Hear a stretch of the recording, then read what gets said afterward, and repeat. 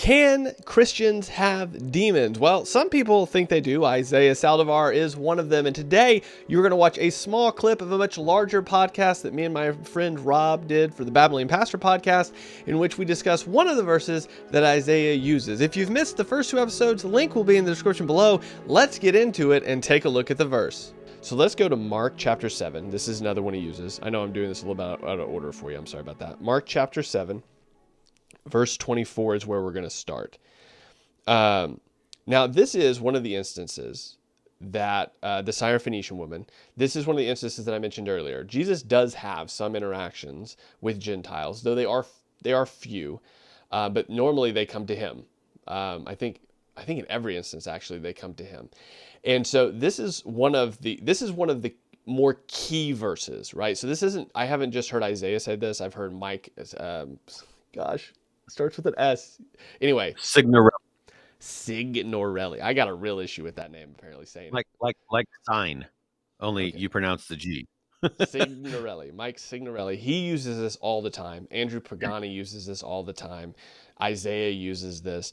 And specifically, there's going to be a verse here. The children's bread is the thing they say all the time. This is like their go-to verse when it comes to why... Specifically, not only that can Christians have demons, but why deliverance is such an important part of what should be a part of the church. Like they use this, they just beat this verse to death when it comes to this. So here's the text. Mark chapter 7, verse 24, starting there.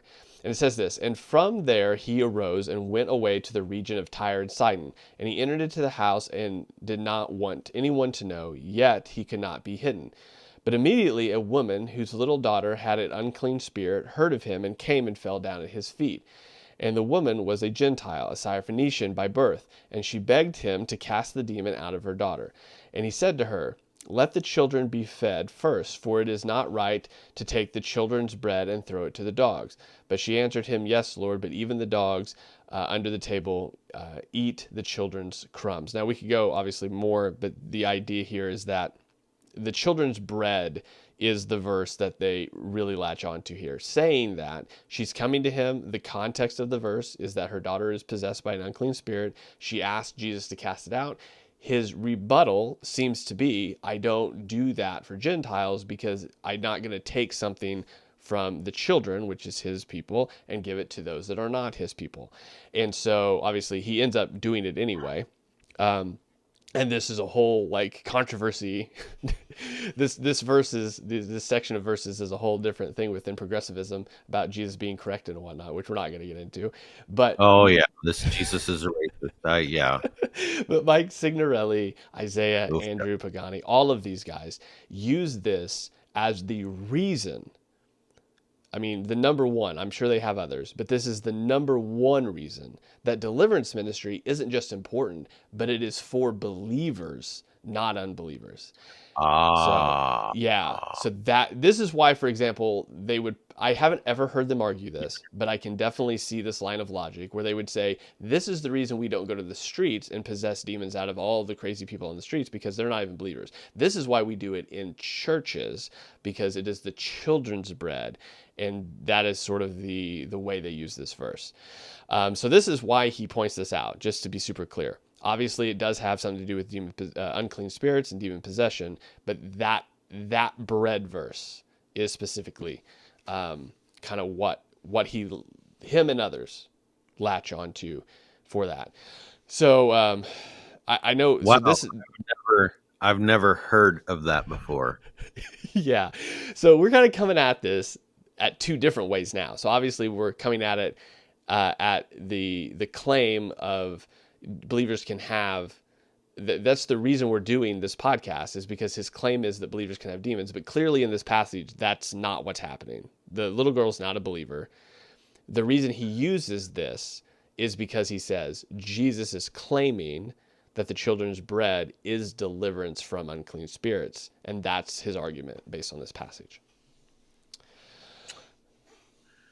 So I know, this is a little weird because I'm sure you haven't really had a lot of time to prep for that part. But no, and it's not a common interpretation of this passage by any means. No, because it's crazy. It's Exactly. not. Well, I mean, it's not what this is. yeah.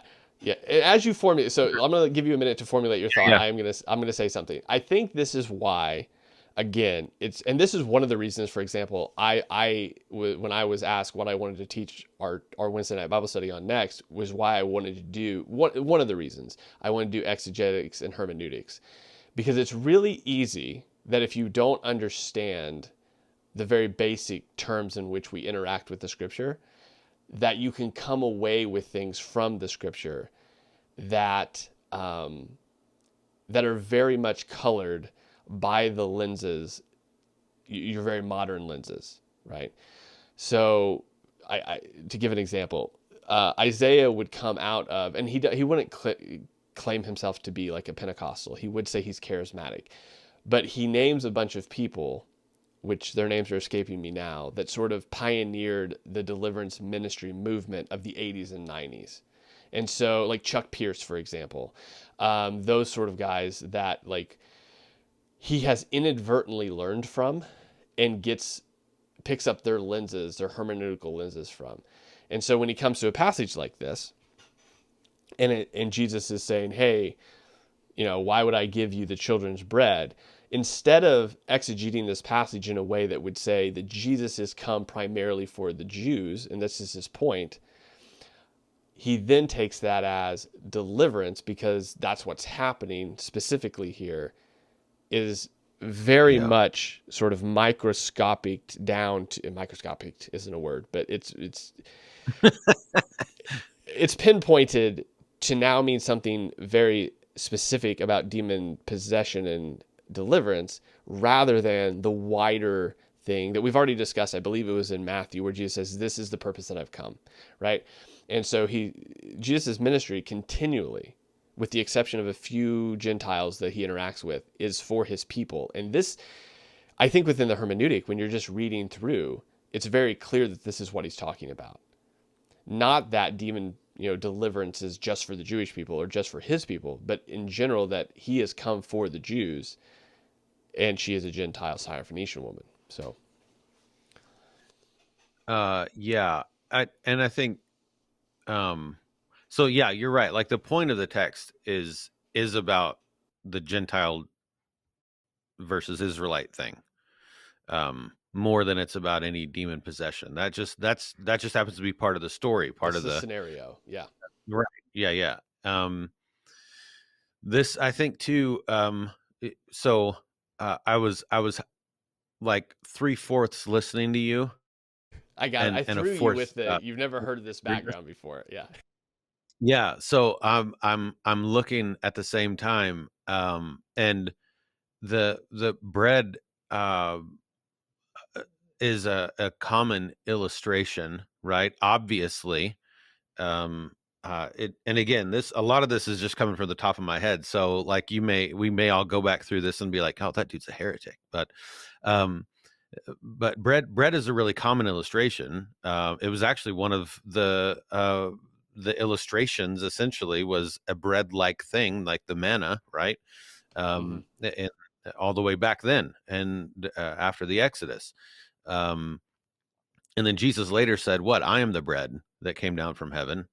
So he is the bread of life. Um, and my without looking into this in depth, really, my first take on this is that Jesus himself is the bread he's talking about here. That this ministry, this thing that I'm doing, not just demon possession and casting out demons, but the whole thing. He's coming to bring the gospel and the offer of the gospel, and the King has come. That is to the Jew first, and also and then to right, and also the Gentile. Um, so I just I am at a loss as to how someone could exegetically Yeah. Well, come up with, like walk away from yeah. this verse going, see, yep, we should cast demons out of people in the church. So two Um, things. Two things. I think your initial reaction There's some long demonstrate. jump going on here. Yeah, that's what I'm saying. I think your initial reaction actually encapsulates really when you're used to approaching the scripture in a historically exegetical, faithful way. That explanation makes you go, "What?" like your first reaction of just like I have never in my life heard that before. I think that just demonstrates. I think that's the proper reaction because there's no way you can get that out of here. Secondly, I think your take is accurate because if you go further down in the verses, when she does say, "Yeah, but Lord, even the dogs under the table get some of the children's crumbs," and he said to her, "For your statement, you may go. You're on your way. The demon has left your daughter," and she went home and found. Right. So there's this reality that she has the faith that he is if not the Messiah, which she would have had some probably sense of that the Jewish were anticipating this Messiah-esque figure. But the idea is that she does give him respect, like the title Lord there. Yes, Lord. There is this respect given to him that even though I am a dog, even though I'm not of the children, right? Which she would have clearly, within the cultural dynamics of the day, understood that. Like that would have been understood.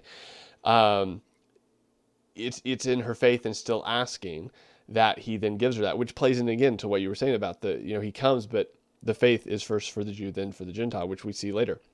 Even the grafting onto the branches verses, which I'm forgetting, but plays into this. Galatians. But the idea here of, I think the only way you can get to that point, right? Again, and this is the verse that Isaiah points out in the video that I've linked to the description. This isn't, I'm not pulling this out saying he says this. This is the verse that he lists when he says Christians can have demons. This is proof that deliverance is for the church. He's saying this, not me. And another thing about that is that, so by the way, I was wrong. It's Romans chapter 11 that the grafting stuff is taking place. But they're also taking this one thing as prescriptive. Yeah. Right. This is, and that's a major issue within kind of like the charismatic movement, is this like prescriptive versus descriptive thing. And that's just I mean, if you're unfamiliar with that and you're listening or whatever, that all that means is you come is a text describing something that happened or prescribing something for all time, that like a way of like function, like this is what we all should be doing. Is it prescribing to us how we're supposed to live the Christian life, or how we function as a church, or that kind of thing? And so there's this argument, particularly around some charismatic kind of theology throughout the book of Acts and other places. And apparently here, right, like that, this is what they're doing to this particular text. This is a descriptive text. This is not something that we, this isn't Jesus prescribing a way that pastors or demon slayers or whatever are supposed to act henceforth. This is a descriptive narrative in the gospel account of Christ, and it has nothing to. He's not saying here, go do this. In this text. If he was, the logic would follow that the disciples after Pentecost, or well, specifically with Paul, would be like, no, you can't go to the Gentiles. Like it. I mean, prescribing, if it was prescriptive that the bread is only for the children and not for the dogs, then Paul's entire ministry is like, you can't do that at all. Right. Yeah. And not only that, but like, where is this? Again, I went ahead to a different one. We're in Luke 13, right? Or Mark 7:24. Yeah, Mark 7:24. Yeah. So I'm pretty sure that Jesus, I haven't looked at this, maybe I'm wrong, but Jesus probably cast demons out of people who were unbelievers after this. Well, he basically, the very fact that he did it here, negates their entire. And not only that, I think, not that, again, this isn't the topic that we're talking about. We're specifically talking about the proof text that Isaiah gives, but the fact that Jesus doesn't even have to see the girl and says, yeah, the demon's gone. It kind of puts into question the whole, why do you even need to have mass deliverance? Why don't you just say, hey, your faith, healed and the demon's gone now. I mean, Yeah, doesn't he say that you'll do things greater than these? that verse is also entirely taken out of context. But anyway, so that's not the one And we're talking about. probably not in the Bible, but go ahead. Okay, but so here we go. So yeah, so there's that. I think before we move on, I think the next one going to be Matthew 10, because I want to stay within the Gospels first. Matthew 10 verses 5 through 15 will be at next. But as we sort of go and sum this Mark one up, I think this is just a good example, a great example of coming to a text and using your theological lenses, which, by the way, to be fair to Isaiah and the Demon Slayers, we all have these theological lenses that are built in by our growing up or who we read or, the college we went to. And so it's important to come to those and say, how can I be as unbiased as possible and interpret this? And I think Rob's reaction was great because I've never heard that before, because it is an odd take. It's not a truly exegetical take on that text by any means.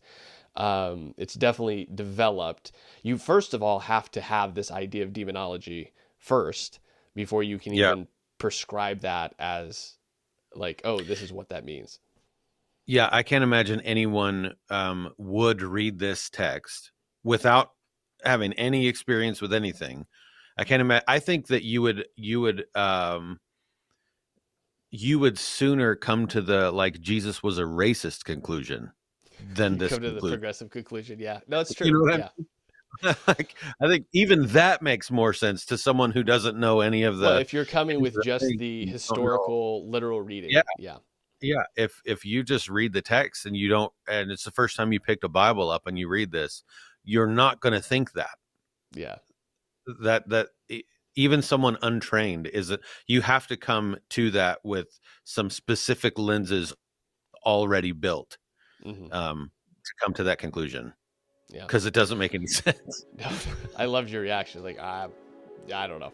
So let's go. Hey guys, you made it through all the way to the end. Thank you so much for watching all that. Did you find it helpful? Well, let us know a couple of ways. One, you can leave a thumbs up. Secondly, you can comment below. And if you really liked it, you can share and subscribe and check back for more episodes to come. If you don't want to wait and want the entire episode, check out the Patreon link below and subscribe over there, and you will have the entire 2 hours plus podcast in which we go through and look at each verse that he talks about. Once again, thanks for watching. I'll talk to you next time.